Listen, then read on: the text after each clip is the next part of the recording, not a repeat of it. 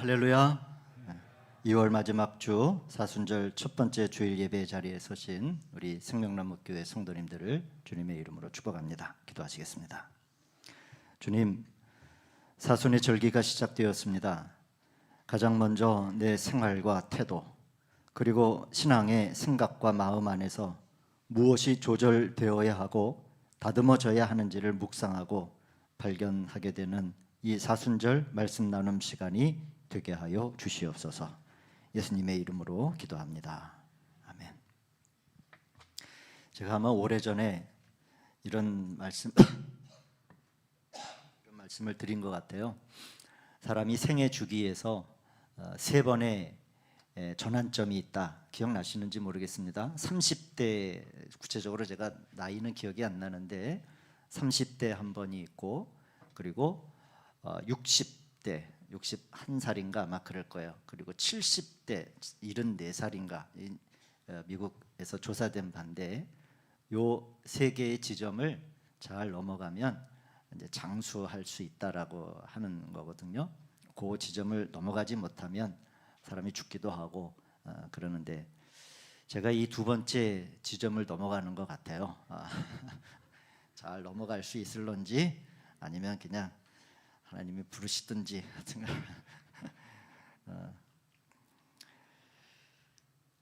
여러분, 진부함이라는 말이 있습니다. 사전적인 의미로는 어떤 사상이나 표현이나 행동 따위가 낡아서 새롭지 못하다라고 하는데, 이 진부라고 하는 한자는 굉장히 좀 독특한 한자를 쓰고 있습니다. 한번 보시죠. 따라서 쓰려고 하면은 못 쓸 것도 같아요. 첫 번째 말씀입니다. 어렵지 한자가 진부입니다. 한자를 가만히 들여다보시면은 늘어놓을 진자하고 저게요. 그 다음에 뒤에 나오는 부는 썩을 부입니다. 썩을 부예요, 저게.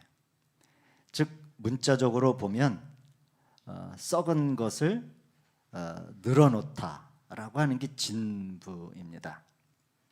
그런데 이 썩은 것을 늘어놓는 게 왜 생각과 표현과 행동이 낡아서 새롭지 못하다라고 하는 그런 의미를 가지게 되었을까라고 하는 건데, 썩은 고기를 늘어놓다라고 하는 의미인데, 여러분 고대 사회에서 지금은 고기가 너무 싸고 흔한 음식이 되었지만은 고대 사회에서 고기를 먹는 건 굉장히 귀한 드문 일이었죠. 그런데 한 사람이 고기를 소유하게 되었습니다. 이것을 그래 다른 사람에게 자랑하고 싶었던 거예요. 그래서 고기를 신선하게 보관하려고 하기보다는 다른 사람이 올 때마다 그 고기를 꺼내서 보여주곤 했습니다. 사람들은 처음에 그가 가지고 있는 이 고기가 탐이 나고 또 그 귀한 고기를 보니까 부러워했죠. 그러나 시간이 지나면서 고기가 어떻게 되었겠습니까? 썩기 시작했죠. 고기가 썩기 시작했고 악취가 나기 시작했습니다.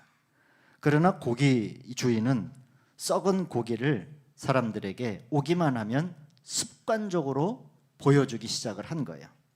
왜냐하면 자신은 이 썩은 고기에 익숙해져서 이 고기가 썩어서 악취가 난다라고 하는 것을 알지 못했던 겁니다.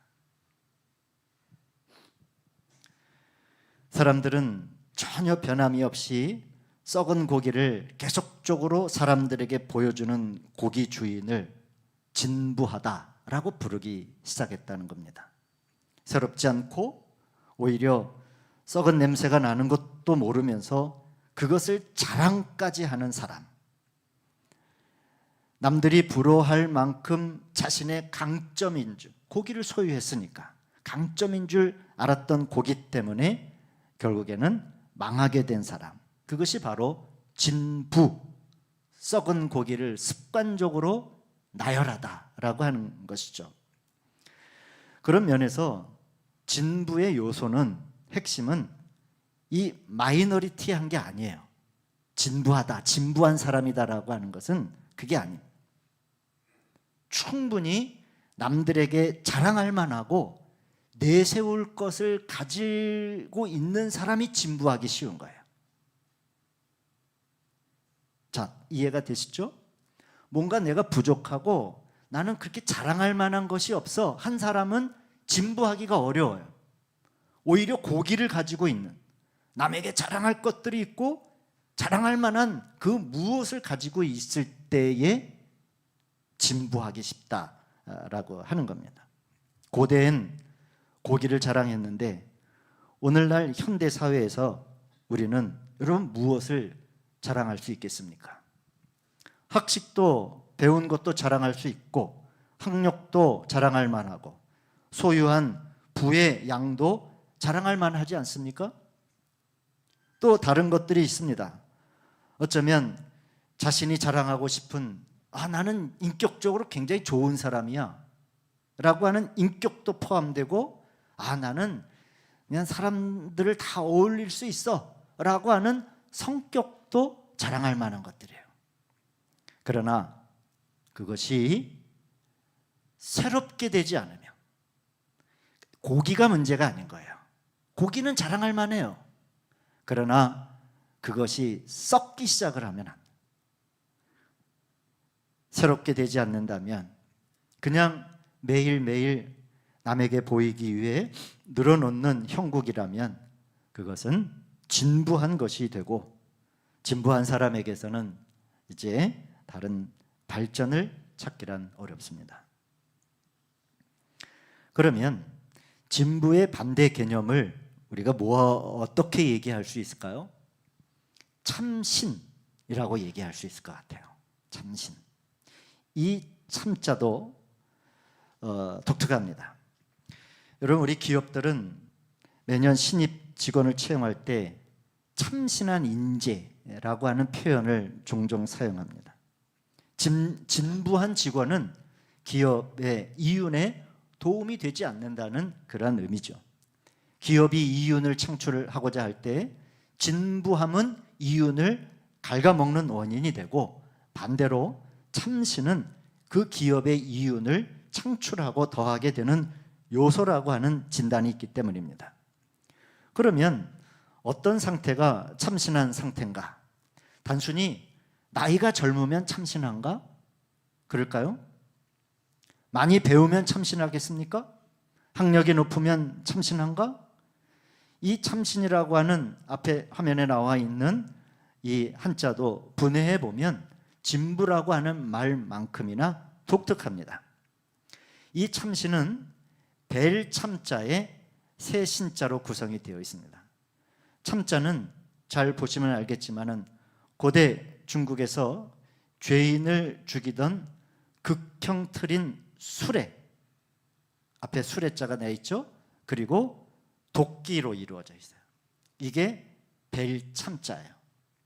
즉 뭐냐면 우리가 새롭게 되기 위해서는 과거를, 나 자신의 그 무엇을, 자신의 어떠한 것들을 도끼로 잘라내고 쳐내듯 완벽한 단절을 해야 새롭고 신선함이 시작이 된다라고 하는 의미로 이 참신을 이해할 수 있습니다.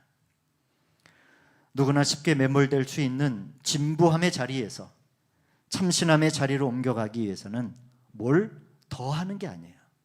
뭘 추가하는 게 아니에요. 뭘 우겨 넣는 게 아닙니다. 그것이 아니라 배우거나 더하는 것이 필요하기보다는 잘라내는 일이에요. 도끼로 잘라내듯 적당히가 아닙니다. 여러분 혹시 캠핑을 가거나 예전에 경험해서 여러분 도끼로 장작을 패보신 경험들이 있으십니까? 도끼질은 머뭇거리면 안 됩니다. 해보신 분은 알아요. 도끼로 뭔가를 잘라낸다라고 하는 것은 단호하게 쳐야 되는 거예요. 그래야 나무가 쪼개집니다. 머뭇거리면 도끼날이 나무에 먹히게 돼요. 어정쩡함 없이 단호하게 잘라내지 않으면 참신의 길로 갈 수 그냥 진부하게 되는 거예요. 진부하게. 생명나무 교회 성도 여러분, 이것은 우리 신앙의 여정에도 믿음의 생활에도 예외 없이 적용되는 부분입니다. 진부함은 영적인 성장에 최대한 걸림돌이 됩니다. 그런데 이 진부함을 잘라내기가 왜 어렵냐면 그것이 고대의 귀중한 고기와 같기 때문에 그래요. 아주 귀중하게 여겨진 것들이 있기 때문에 도끼질을 하기가 어려워요. 예를 들면 모태신앙, 말 그대로 엄마의 뱃속에서부터 신앙을 가졌다라고 하는 그 시간의 역사성도 어떻게 보면 귀중한 고기와들 같은 겁니다. 엄마 뱃속에서로부터. 그 믿음은 의심할 바가 없는 귀중한 고기와 같지 않겠습니까? 그러나 그것을 내 자신 스스로가 신앙생활과 믿음의 여정에서 계속 나 자신에게 그것을 나열해 놓기만 한다면 그것은 어느새 썩은 고기가 돼요. 꼭 모태신앙이 아니어도 나는 주일 예배를 빠짐없이 드려, 나는 기도 생활을 잘해, 나는 성경을 매번 읽어, 이렇게 고기와 같이 귀중한 것도 나열하기만 하면 어느새 썩은 냄새가 나요. 나는 주일을 한 번도 안 빠졌어. 얼마나 귀중해요. 그러나 그것도 자칫하면 썩은 고기가 돼요. 여기서의 핵심은 그래서 고기의 문제가 아닙니다. 그 고기를 날마다 신선하게 새롭게 유지하기 위한 노력이 없이 관성에 의해 그냥 지나가는 것이 진부의 핵심 요소예요. 당연히 예배든 기도든 성경을 읽든 모태신앙이든 그냥 그것을 신선하게 유지하고자 하는 것 없이 나열하고 진열하는 신앙, 진부합니다. 이러한 고기와 같은 이 귀중한 것들을 신선하고 살아있는 것으로 생명이 깃든 요소로 유지하기 위해선 유별난 노력이 필요합니다. 그냥 나열하면 다 썩게 되어 있어요. 목사라고 하는 직분이 고기와 같아요. 그러나 이것을 내 스스로에게 나열하면 이 이름도 금방 썩은 고기가 돼요. 성도님들도 마찬가지입니다. 장로, 권사, 집사로 되어 있는 우리들의 평신도 직분들, 나열하면 썩는 건 시간 문제인 거예요. 지난주 새벽 기도회 시간에 제가 말씀을 묵상하고 준비하다 보니까 사도 베드로의 이런 권면을 우리 새벽에 읽게 되었습니다. 세 번째 말씀 한번 보겠습니다. 베드로전서 4장 1절의 말씀인데 제가 읽을 테니까 눈으로 한번 따라와 보십시오. 그리스도께서는 육신으로 고난을 받으셨습니다. 여러분도 같은 마음으로 무장하십시오. 여러분은 지난날에 이방 사람들이 하고 싶어하는 일을 하였으니 곧 방탕과 정욕과 술 취함과 환락과 연회와 가증스러운 우상 숭배에 빠져 살아왔습니다. 그것은 지나간 때로 충분합니다. 자, 이 3절까지 말씀인데 이 다음 구절이 중요합니다. 여러분도 1절 말씀 다시 한번 보여주세요. 돌아가서 여러분도 같은 마음으로 무장하십시오 라고 하는, 이렇게 예수님과 같은 마음으로 가지고 무장한 사람들은 반드시 다음 만나는 현상을 4절에서 설명을 합니다. 쉽게 얘기하면 이런 겁니다. 교회 다니는 사람, 예수 믿는 사람들은 반드시 이런 일을 만나게 될 것입니다 하는 것인데, 그것이 4절이에요. 네 번째 말씀 보겠습니다. 그들은 여러분이 자기들과 함께 그런 지나친 방종에 빠지지 않는 것을 이상히 여기면서 여러분을 비방합니다 라고 하는 말씀이 나옵니다. 즉, 주님과 같은 마음을 가진 사람, 주님과 같은 생각을 하고 주님의 생명으로 썩은 고기를 자랑하지 않는 신선한 생명의, 믿음의 생명이 있는 사람들은 이 세상의 사람들과 같이 쉽게 걷는 방종의 길을 같이 걷는다든지 그러한 지나친 방종에 빠지지 않는다는 것과, 그리고 주님의 마음을 가진 사람들은 이 세상의 사람들이 그렇게 주님의 마음을 가지고 썩은 고기를 자랑하지 않는 우리들을 뭐 한다라고 하는 얘기예요? 비방한다는 얘기입니다. 이렇게 말하는 거예요. 당신들은 왜 우리와 함께 하지 않습니까? 왜 당신은 우리와 함께 의기투합하지 않고 우리들의 이러한 의견과 결의에 왜 동의하지 않습니까? 당신들은 어떻게 그렇게 자신의 것들을 포기하고 내어주며 살 수 있습니까? 그런 방식으로 살면 손해보지 않습니까? 라는 이야기를 할 것이고, 더 나아가 마지막에는 자신들과 함께 하지 않는다는 이유로 오히려 그리스도의 마음을 가지고 사는 사람들을 뭐 한다고요? 비방한다는 거예요. 여기서 한 가지 짚고 넘어갈 것이 있습니다. 그것은 뭐냐면, 신앙인들이, 교회 다니는 사람들이 이 세상의 보편적인 기준과 상식에도 미치지 못해 비방을 듣는 것은 그건 논외예요. 그건 말하고 싶지도 않아요. 그런 것이 아니라 오늘 사도 베드로가 말하는 이런 비방, 지나친 방종을 따르지 않고 세상의 진부한 길을 거절할 때, 그럴 때 여러분, 우리는 비방을 들을 때가 있습니다. 이 세상의 보편적인 방식과 자신의 유익을 취하는 방식을 거절하고 동의하지 않고, 나는 그렇게 진부한 사람이 아닙니다, 나는 참신한 마음을 가지고 있습니다 하며 주님의 방식대로 산다면 이 세상의 사람들은 비방을 할 것이고, 그럴 때 우리는 마땅히 비방을 들어도 됩니다. 이 세상의 기준에 미치지 못해서 듣는 그런 비방이 아니에요. 마땅히 우리가 주님의 길을 가고자 할 때 그런 비방은 들어도 됩니다. 두려워할 필요가 없습니다. 성서의 인물인 아브라함이 하나님의 부름을 받은 뒤에 가장 첫 번째 받은 소명이 무엇인지 기억하시겠습니까? 뭘까요? 아브람은 하나님의 부름을 받았잖아요. 가장 첫 번째 받은 임무가 뭘까요? 그것은 내 고향과 친척과 아버지 집을 떠나라요. 이것은 당연히 부름을 받았기 때문에 단순히 지리적 이동을 명령하신 것이 아닙니다.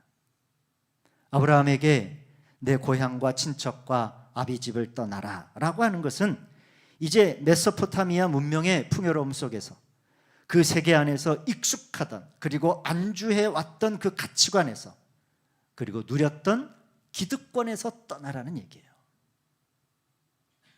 지리적 이동이 아닙니다. 고향과 친척과 아비집이라고 하는 그 진부함에서 떠나라는 얘기예요. 그래서 진부한 자리를 박차고 새롭고 참신한 역동적인 하나님의 살아계심을 확인할 수 있는 광야로 나가라고 하는 명령이 아브라함이 부름을 받은 뒤에 받은 첫 번째 소명입니다. 그렇다면 믿음의 조상이 받은 첫 번째 소명은 오늘날 역시 같은 믿음의 자리에 있는 저와 여러분들에게도 동일한 첫 번째 소명이 되는 겁니다. 우리가 하나님의 부름이 있는 사람이라고 하면 그리고 이제 그 광야에서 행하실 하나님의 놀라운 일을 보려면 그동안 내가 자랑해왔던, 안주해왔던 진부한 자리, 기득권, 그리고 그 가치관을 도끼로 잘라내라는 얘기예요. 머뭇거리지 말고. 머뭇거리면 도끼날이 나무에 먹힙니다. 오히려 이것이 새로운 믿음의 길을 가는 사람들이 치러야 할 영적인 제사가 아니겠습니까? 그동안 자신을 둘러싸고 감싸주던 기득권의 울타리를 박차고 나아가 낯선 땅에 나그네가 한번 되어보아라. 그 나그네는 환대함도 만나겠지만 거절도 만나고 박해도 만나고 배고픔도 만나고, 그렇게 그러한 자리에 서 보아야 그렇게 나그네로 살아가는 사람들을 이해할 수 있는 사람들이 되지 않겠느냐. 광야로 나가보지 않고 광야에서 일하시는 하나님을 어떻게 만나겠느냐 하는 것이 아브라함을 향한 하나님의 부름이라면, 오늘 동일한 길을 걷고자 하는 저와 여러분들을 향한 하나님의 부르심도 마찬가지라고 생각을 합니다.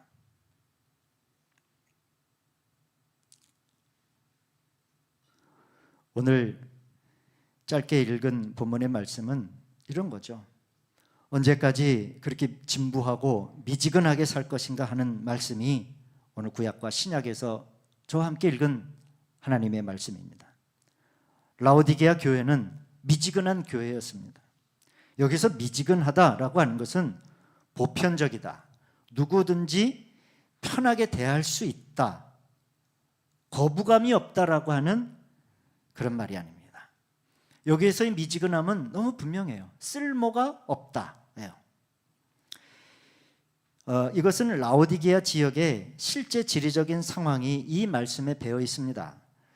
이 성경에 나오는 라오디게아는 지금 터키의 한 도시를 이야기하는데, 지리적으로 보면 주변에 히에라폴리스라고 하는 지역에 유명한 뜨거운 온천이 있는 지역이에요. 그리고 또 시원한 샘물이 나는 콜로세가 이 라오디게아 지역 근처에 있습니다. 뜨거운 온천은 사람들을 치료했고, 차가운 샘물은 도시의 사람들에게 시원한 식수가 되었습니다. 그러나 이 교회는 미지근한 거예요. 진부한 방식을 고수했습니다. 고기를 자랑했어요. 라오디게아 교인들이 자랑한 고기를 성경은 뭐라고 얘기합니까? 오늘 본문 3장 17절을 보시면, 내가 말하기를 너희들은 말하는구나, 나는 부자라, 부요하여 부족한 것이 없다라고 하는 고기를 자랑한 거예요. 라오디게아는 이 교회가 그랬어요. 부족한 것도 없고 모자란 것이 없는, 그걸 막 자랑한, 얼만큼 부자인지는 모르겠으나 하여튼 이 교회는 풍족했고 자신들이 세워놓은 울타리 안에 안주하며 매일매일 고기를 자랑했습니다. 그러자 그 교회는 미지근한 진부한 교회가 되었어요. 그래서 오늘 3장 16절을 보시면 계시록에 내가 이같이 미지근하여 뜨겁지도 아니하고 차지도 아니하니 내 입에서 너를 토해버릴 것이다 라고 하는 것이 이 요한의 묵시록에 나와 있는 이 교회를 향한 메시지입니다. 주님의 입에서 토하여 버릴 수밖에 없는 쓸모없는 위치가 되어버렸죠. 당연하죠. 썩은 고기를 누가 먹습니까? 자신에게 수배령을 내린 아합 왕을 자발적으로 엘리야가 만납니다. 만나면 죽이겠다라고 한 사람을 엘리야가 자청해서 만나요. 죽기를 각오한 것이죠. 그리고 우리가 잘 알다시피 이 나라를 망치고 있는 바알과 이세벨의 선지자 합하여 850명을 불러 모아달라고 아합에게 요청을 합니다. 그리고 그 자리에 이스라엘의 백성들도 모일 수 있으면 다 모이게 해달라고 자신에게 수배령을 내린 아합 왕에게 엘리야가 부탁을 해요.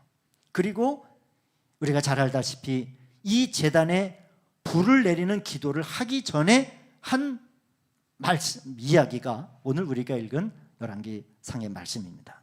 한번 읽었지만 세번역 성경으로 한번 보도록 하겠습니다. 5번째.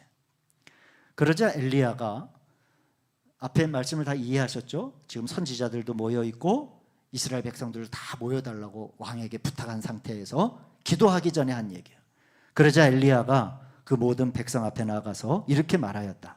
여러분은 언제까지 양쪽에 다리를 걸치고 머뭇거리고 있을 겁니까?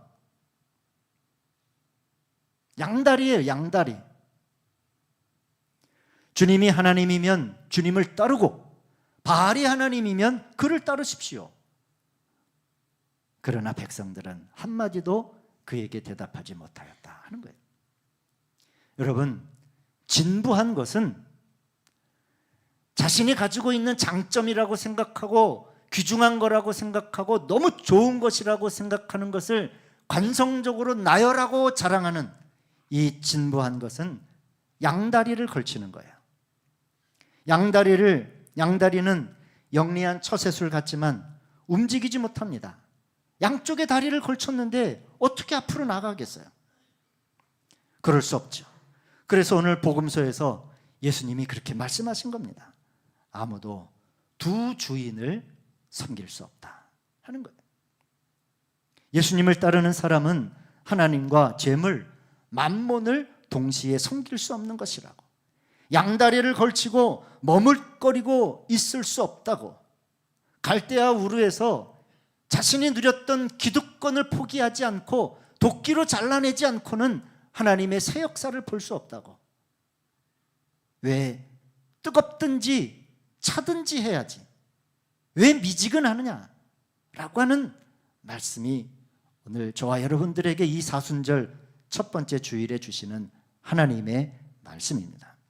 사랑하는 생명나무교회 성도 여러분, 진부한 것은 썩게 되어 있고 썩은 것들은 토해낼 것이고 양다리를 걸치면 한 발자국도 움직일 수 없으니 참신하며 진보하며 새 일을 행하실 하나님을 만나려면 그동안 내 안에서 자랑삼아 나열하고 진열해 놓은 것을 도끼로 잘라 생명 안에 계신 주님의 도를 따르고 십자가를 지고 주님을 만나고자 결심하시는 사순절 첫 번째 주일이 되시기를 주님의 이름으로 마음을 담아 권면을 드립니다. 이 사순절은 그런 면에서 잘라내는 절기입니다. 무엇인가를 더하는 절기가 아니에요. 뭘 배우려고 하는 절기가 아니에요. 습관적으로 행했던 것들, 습관적으로 자랑했던 것들, 자신했던 것들을 도끼날을 치듯이 잘라내는 것이 사순절의 절기입니다.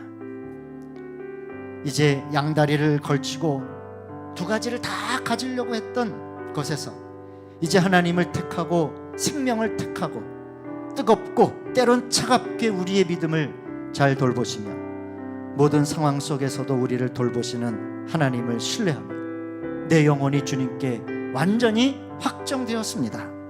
내 영혼은 주님에게 분명히 확정되었습니다. 이렇게 고백하는 생명나무교회 우리 성도님들 되시기를 주님의 이름으로 권면을 드리고 축원을 드립니다.